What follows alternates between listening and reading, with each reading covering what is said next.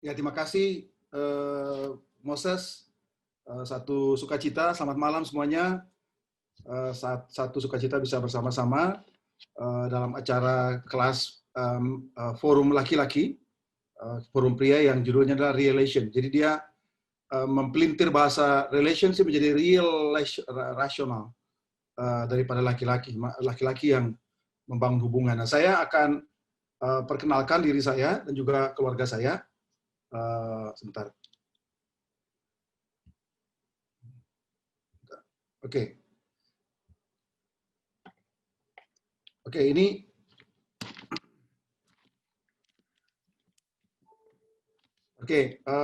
ini adalah foto keluarga saya, ya, yang paling besar Dito, 27 tahun. Dito sama saya juga punya problem pada masa lalu yang kita sudah lewatkan dan kita jadi teman baik. Dion Dion 26 tahun, Dion 21 tahun dan Dennis 17 tahun. Ya, mereka bertiga punya karakter yang berbeda-beda, tapi kita growing dalam hal bisa menjadi pribadi yang lebih dekat secara hubungan. Erli istri saya, kami menikah sudah 28 tahun, ya, sehingga kami juga growing dalam banyak hal dalam kehidupan kami. Nah, ini adalah teman-teman kami dalam pelayanan. Ya, ini ada Moses Febri waktu kami ke Bali untuk setelah kami minta untuk memimpin jemaat di Bali, kemudian itu dibawa acara perpisahan dengan mereka. Moses itu orang yang sangat kaku dulu, ya, tetapi dia growing menjadi orang yang rileks. Bahkan kalau dulu Dito, anak saya bilang gini, waktu Moses di Bandung itu dia orangnya sangat kaku dan susah diajak bergurau. Tapi sekarang dia isengnya sudah sangat garing kelihatannya, ya. Tapi itu growing dalam hal relationship. Kemudian juga ada di bawah tim pelayanan dari region kami yang ada di Jakarta, Bogor dan juga Tangerang dan juga Bali, Bogor dan Depok. Oke. Ini adalah seluruh region kita.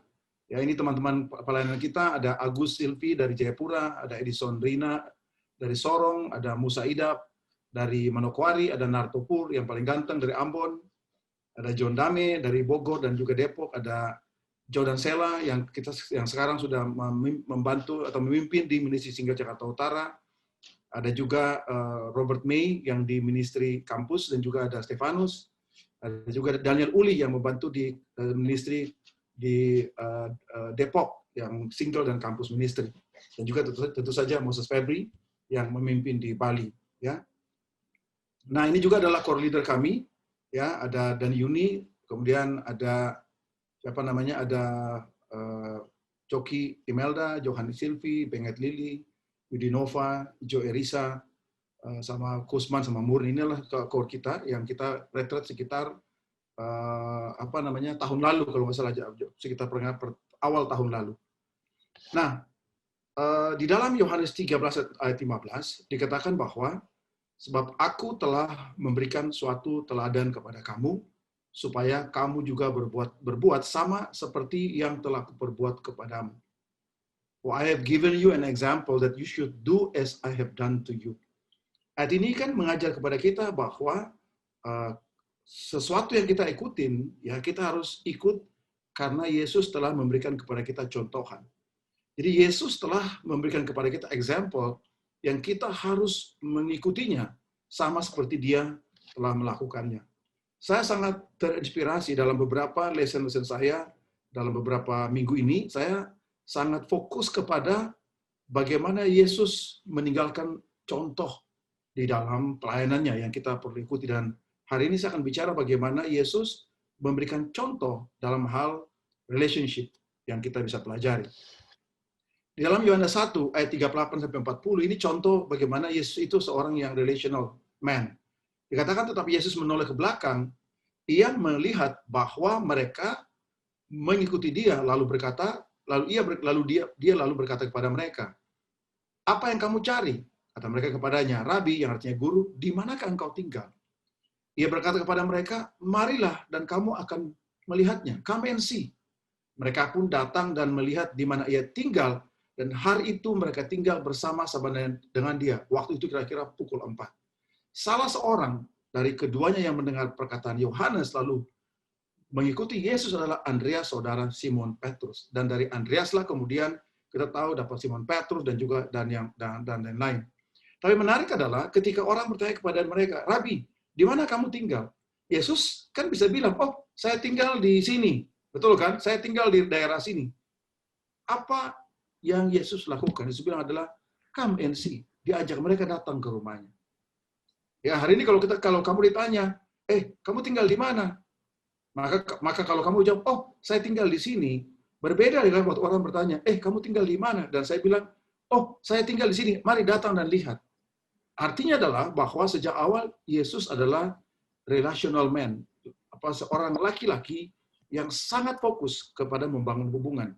Itulah sebabnya selama 3 tahun lebih dia melayani dalam pelayanan dia. Dia menghabiskan waktu dia bersama-sama dengan murid-muridnya, terutama para rasul, untuk dia membangun hubungan dengan mereka yang sangat dekat. Dan itulah sebabnya ketika dia naik ke surga, kita tahu explosion, ke jumlah yang dimenangkan menjadi meningkat karena mereka mengikuti cara hidup daripada Yesus. Ini adalah contoh daripada rabi pada zaman dahulu. Bagi kita yang istilah yang hidup di zaman sekarang, kalau kita bisa mendengar kata-kata murid Yesus, maka gambaran kita kan kita susah memikirkan kan apa, karena gambaran sistem pendidikan yang kita punya sekarang adalah sistem pendidikan daripada Yunani, yaitu Eropa. Sementara sistem pendidikan daripada Ibrani, yaitu Yahudi, adalah kita itu tinggal bersama-sama dengan guru kita. Kita tinggal bersama-sama dengan dia, kita belajar dari hidup dia, kita dekat dengan dia, dan kita ikutin semuanya. Apa yang merupakan prinsip hidup dan cara hidup daripada guru kita. Dan kalau kita pelajari, tingkat keberhasilan daripada seseorang dalam sistem pendidikan Yunani adalah kemampuan dia untuk mencerna dan juga kurikulum yang bagus, itu membuat seorang berhasil. Tetapi dalam Yahudi, dalam Alkitab sebenarnya, keberhasilan seseorang ditentukan oleh hubungan. Jadi hubunganlah yang bisa membuat orang bertumbuh. Hari ini kalau kita tidak mengerti ini, mengapa orang Kristen membangun gerejanya seperti suatu kebaktian, liturgi ibadah, tanpa disertai hubungan? Sebenarnya yang benar adalah, Alkitab sejak awal memberikan kepada kita prinsip, dari sejak awal sampai sekarang, hubungan. Adam dan Hawa jatuh dalam dosa. Mereka putus hubungan. Dan selalu begitu, bahwa relationship adalah salah satu pesan utama dalam Alkitab. Jadi kalau hari ini kita mau buka Alkitab, sebenarnya hampir seluruh Alkitab adalah merupakan hubungan. Jadi karena itu, kalau kita mengerti tentang prinsip dari Alkitab ini, maka sebenarnya Kristen sejati adalah a relational person. Seorang laki-laki Kristen adalah seorang yang suka membangun hubungan dengan orang lain.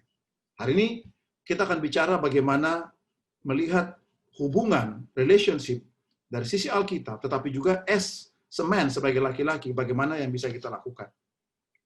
Dalam metafora, dalam satu ilustrasi Yesus, dalam banyak ilustrasi Alkitab, Yesus mempergunakan hubungan untuk menggambarkan tentang sesuatu hal yang dia mau sampaikan. Misal contoh, ketika Efesus 5 bicara tentang hubungan suami dan istri, Yesus menggambarkan hubungan dalam bentuk gereja dan Kristus.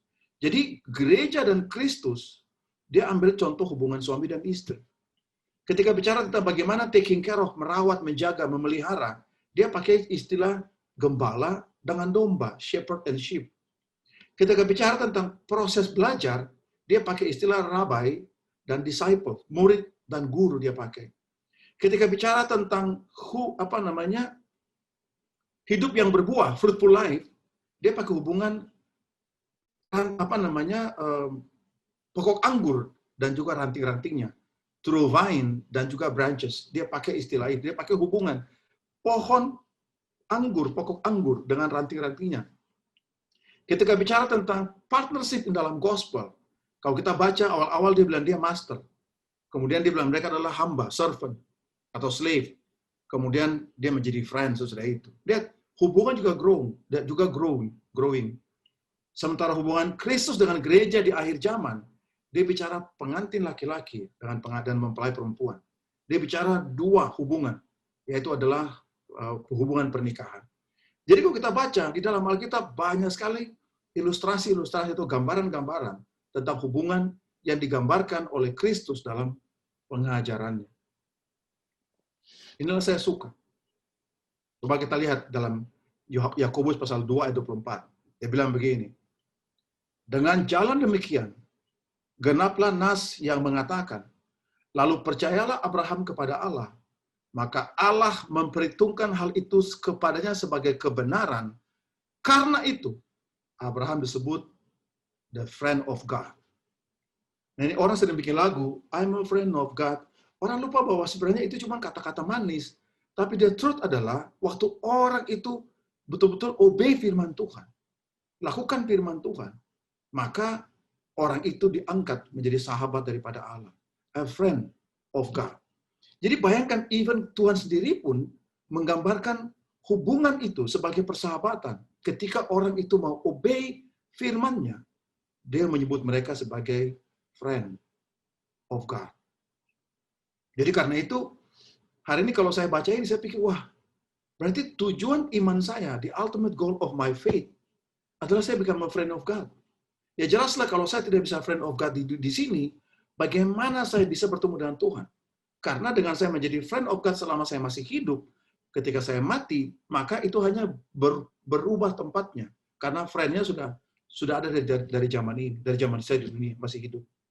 Jadi kalau kita mengerti ini, brother sister, Bapak Ibu Saudara sekalian, harusnya tujuan utama iman kita waktu kita obey firman Tuhan adalah supaya kita menjadi sahabatnya Tuhan, sahabatnya Kristus, sahabatnya Jesus, supaya ketika kita berpindah pada kehidupan yang berbeda, yang kedua, kita tahu bahwa hanya berpindah kehidupannya, tapi statusnya tidak berubah. Kita adalah tetap friend of God. Itulah ultimate goal-nya daripada iman seseorang. Makanya di Yohanes 15 ayat 14-15a dikatakan begini, kamu adalah sahabatku jikalau kamu berbuat apa yang kuperintahkan kepadamu. Aku tidak menyebut kamu lagi hamba, sebab hamba tidak tahu apa yang diperbuat tuannya. Tetapi I call you my friend, but I call you sahabat. Ini lihat, bahkan Yesus pun do the same. Ketika Abraham melakukan semua firman Tuhan, dia obey untuk mempersembahkan Ishak itu. Tuhan lihat ketaatan dia dan Tuhan ambil sebagai satu kebenaran dan bahkan dia diangkat menjadi sahabatnya Tuhan. Sama juga, Yesus juga bicara kepada kita hari ini, bahwa kalau kita berbuat seperti yang Tuhan perintahkan, kita adalah sahabat daripada Tuhan. You are no longer a servant, tetapi sekarang adalah sahabatnya Kristus. Kemudian, saya kasih satu pertanyaan begini. Jika cara Yesus mengubah orang adalah melalui hubungan, bagaimana bisa kita mengubah dunia, tetapi kita tidak tahu bagaimana membangun hubungan? How can we change the world if we don't know how to build friendship? Jadi gimana kita bisa mengubah dunia, mengubah teman kita, mengubah orang-orang sekitar kita, kalau kita sendiri pun tidak bisa membangun persahabatan dengan orang lain?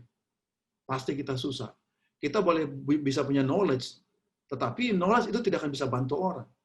Ada satu kata-kata yang dibilang oleh si John Maxwell, dia bilang, people don't care how much you know until they know how much you care. Orang nggak peduli kita punya pengetahuan berapa banyak, tetapi kalau kita tidak punya hubungan, pengetahuan yang kita punya, apa yang kita punya pun tidak bisa memberikan impact ke dalam hidup orang. Nah, hari ini saya akan ambil seri pelajaran saya akan mengutip kata-kata yang Yesus ucapkan waktu dia bicara friend dari situ.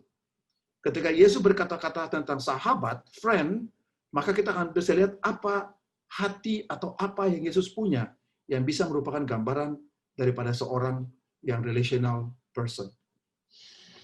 Yang pertama, dalam Lukas pasal 14 ayat 8-11.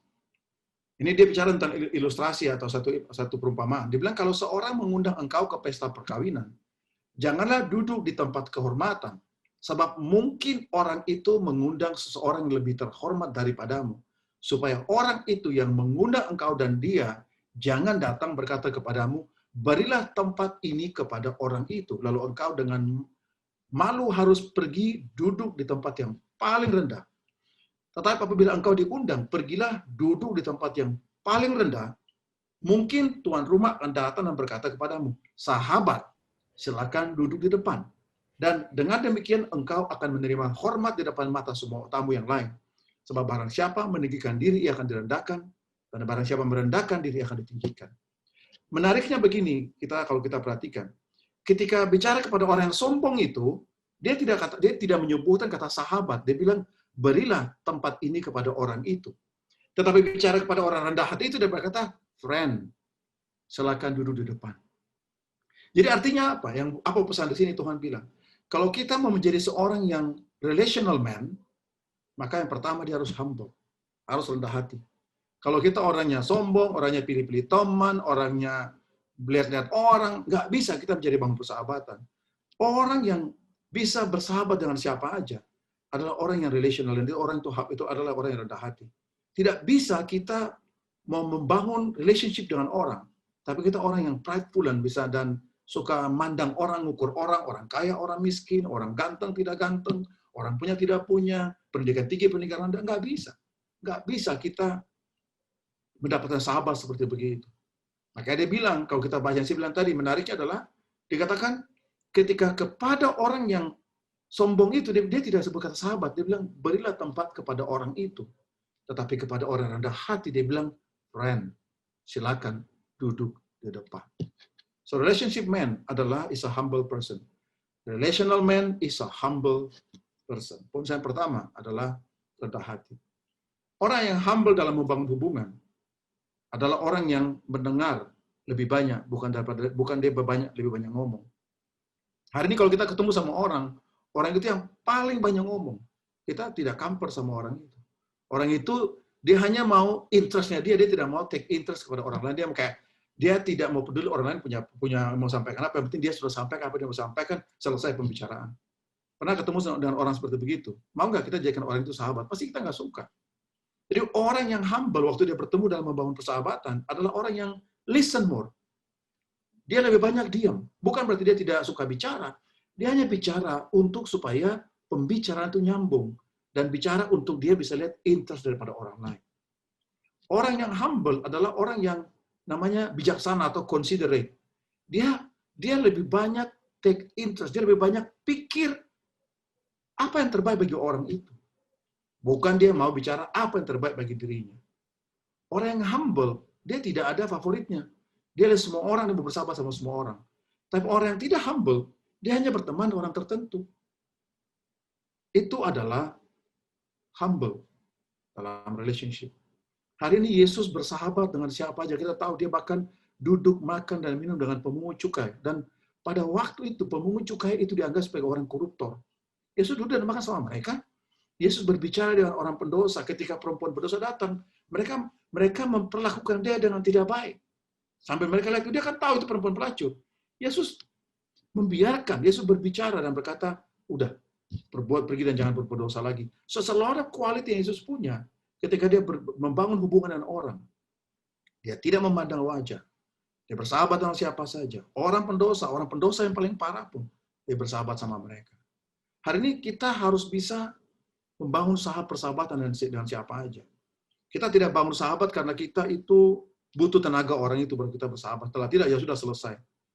Relational man yang humble, dia akan bersahabat dengan siapa aja. Semampu dia membangun persahabatan itu. Hari ini, my friendship Bali yang kita kenal dari dulu still the same. Ya, saya punya friendship yang sama dengan Darwin, dengan Franz, dengan Frances, dengan Daniel, dengan Leo, dengan Adi, dengan siapa aja yang masih di sana. Dengan John, dengan siapa aja. Kita masih punya friendship sampai sekarang. Dengan Ketut Komi, kita still build friendship walaupun kita sudah jauh, tetapi kita still build friend. Kenapa? Karena that's the way, itu yang seharusnya begitu. Saya bisa sebutin dengan Bang Parman, dengan David Pagen, dengan David, anak remaja yang sudah menikah, masih menikah muda-muda itu. Ya, cuma satu aja, jangan sampai cuma cukup satu, jangan dua. Ya, banyak hal. Still friend. Kita still friend sampai sekarang. Why? Because humble person itu adalah salah satu istilahnya syarat untuk orang bangun persahabatan. Yang berikut, caring, bukan garing seperti Moses. Oke. Saya rasa saya punya pantun tadi bagus loh, karena kalian rhyme di belakang, saya rhyme depan. Beli durian, dapatnya, kan saya bilang, Eli. Kan E-nya itu sama. Eli, beli. Dapatnya sama. Sebenarnya harusnya saya punya lebih bagus. Itu rhyme-nya. Lalu katanya kepada mereka, jikalau seorang di antara kamu pada tengah malam pergi ke rumah seorang sahabatnya dan berkata kepada saudara, pinjamkanlah kepadaku 3 roti. Sebab seorang sahabatku yang sedang berada dalam perjalanan singgah ke rumahku, dan aku tidak mempunyai apa-apa untuk dihidangkan kepada makan, dia yang ada dalam rumah itu akan berkata, akan menjawab, jangan ganggu aku. Pintu sudah tertutup, aku serta anak-anakku sudah tidur. Aku dapat bangun dan memberikan kepada saudara. Kan Yesus sendiri bilang, mana bisa yuk kalau teman datang kepada kamu, pasti kamu nggak bisa nolak. So, menurut saya, orang yang relational adalah orang yang care satu sama lain. Orang yang relational person adalah dia yang mau peduli kepada orang lain. That is why dia pergi ke rumah sahabat. Karena orang hanya mencari sahabat untuk dia bisa share burden. I have a lot of friends untuk bisa share burden hari ini. Sama seperti kita juga. Ya, di grup kita punya teman-teman yang bisa bagi beban banyak.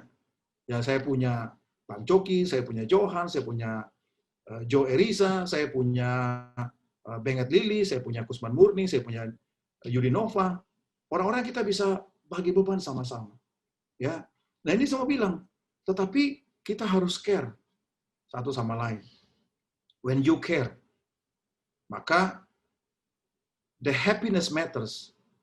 Their happiness matters more than yours. Waktu kita peduli sama orang, kebahagiaan mereka lebih penting daripada kebahagiaan kamu. Dan ini sebenarnya kunci daripada relationship as a leader. Kadang-kadang saya harus bisa, saya harus bisa mengalahkan perasaan saya untuk kebahagiaan daripada orang lain. When you care dalam membangun hubungan, kamu akan berpikir yang terbaik bagi mereka. You are thinking the best for them. Waktu kamu care kepada orang, kamu akan buat usaha. Kamu akan berbuat sesuatu. Waktu kamu care sama orang, kamu ada inisiatif untuk bangun persahabatan dengan orang itu. Waktu kamu care, kamu akan menolong waktu dibutuhkan. Waktu kamu care, kamu bahkan tahu apa harga yang kamu harus bayar dalam persahabatan. Yang tadi saya bilang, kalau teman bangun jam 3 pagi datang bangun kan, Tuhan bilang, masa kamu nggak bangun? Karena kalau kita bilang kita bangun persahabatan, bangun hubungan, kita tahu apa cost yang kita harus bayar. When you care, you serve. Ya, saya bilang, I have a lot of friends yang kita bisa berbagi beban di Jakarta. Tapi ini yang saya mau bilang, bahwa thinking the best for them. Buat usaha. Kita inisiatif. Kita membantu waktu dibutuhkan. Tahu harga daripada persahabatan itu. Jangan sampai kita mau bersahabat, tapi kita tidak siap untuk bayar harga daripada satu persahabatan. Tidak ada seorang pun sempurna di sini. Even saya juga, apalagi. Saya banyak salahnya. Ya, tetapi waktu kita care sama orang, maka kita juga sudah siap hati kita. One day, friendship itu bisa hurt. One day teman saya bisa mengatakan sesuatu tanpa dia sadar itu menyakiti perasaan kita. But karena kita care, kita tahu ini sudah kita harus bayar. Kita ready untuk itu. Waktu kita care dalam kita membangun hubungan.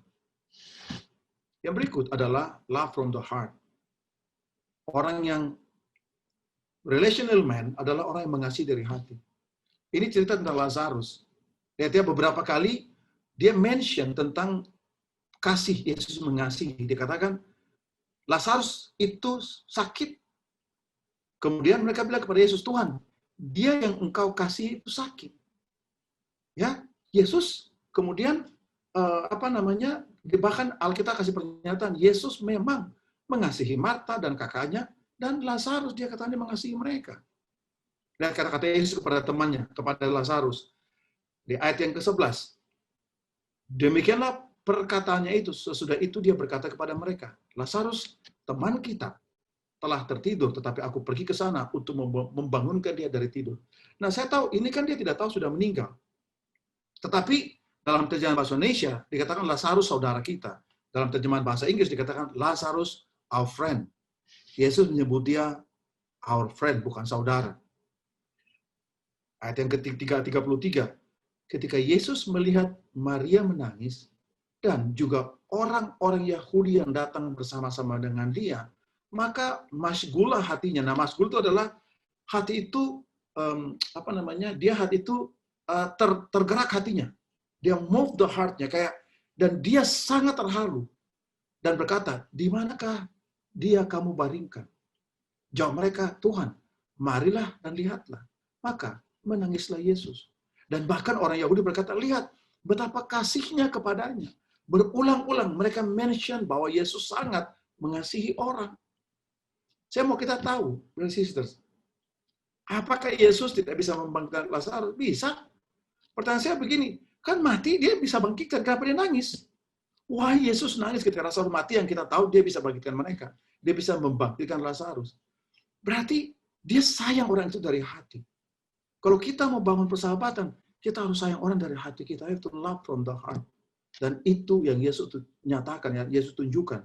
Dia mengasihi Lazarus bahkan dari hati kita dan dari hatinya. Saya mau bicara ini, brothers, karena kadang-kadang kita ini mengasihi, tapi kita tidak bisa dari hati kita.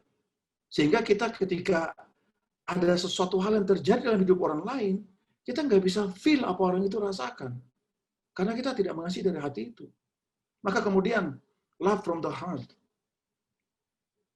membuat kita punya empathy pada orang. Empathy itu kayak, kamu coba pakai sepatu orang lain. Kamu coba pikir dari kacamata orang itu. Jangan hanya pikir dari kacamatamu sendiri, tapi pikir dari kacamata orang lain.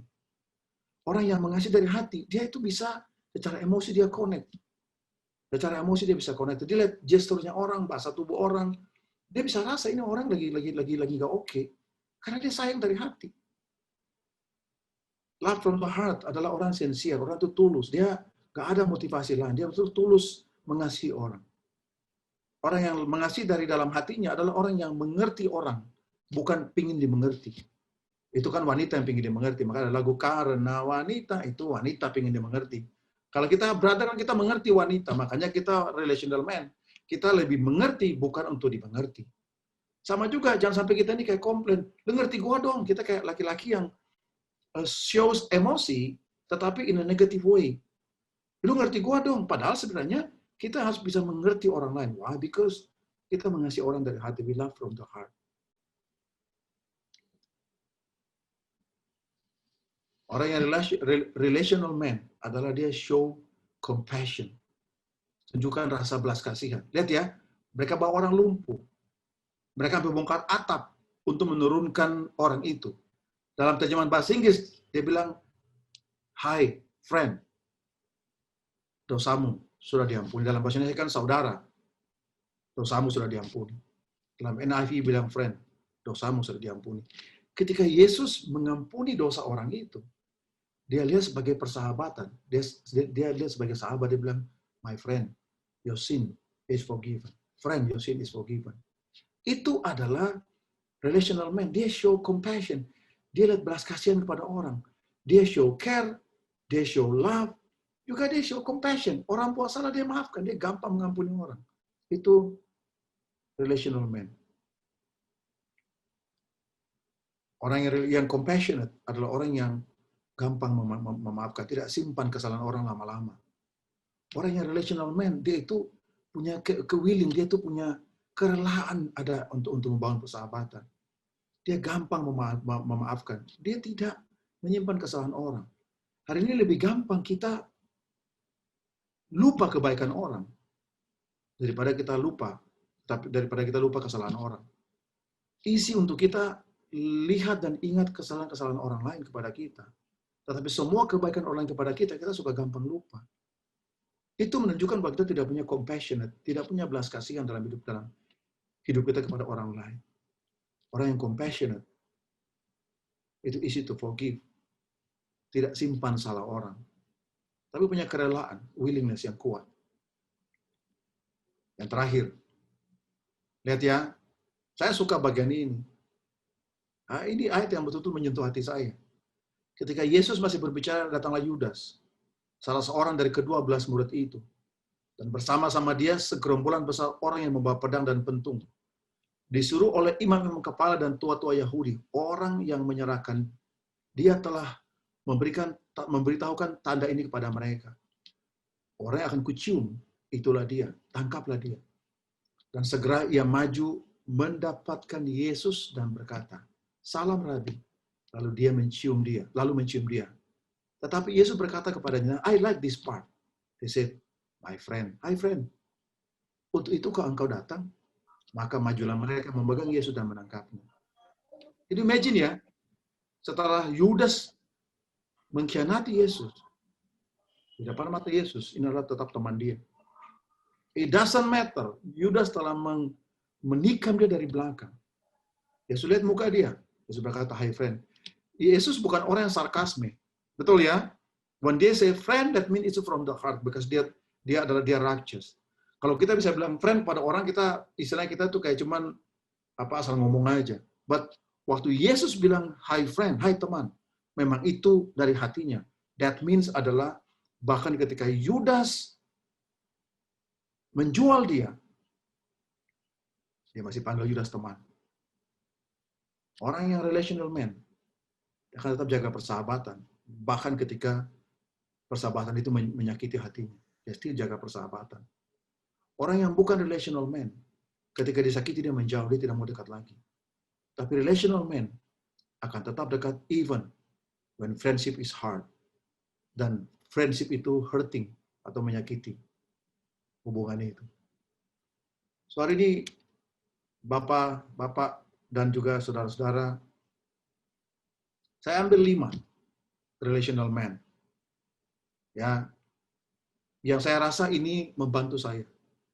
Tetapi juga itu kebenaran firman Tuhan. Yang kalau kita baca, semua kata-kata saya ambil adalah ketika Yesus mengucapkan kata-kata friend.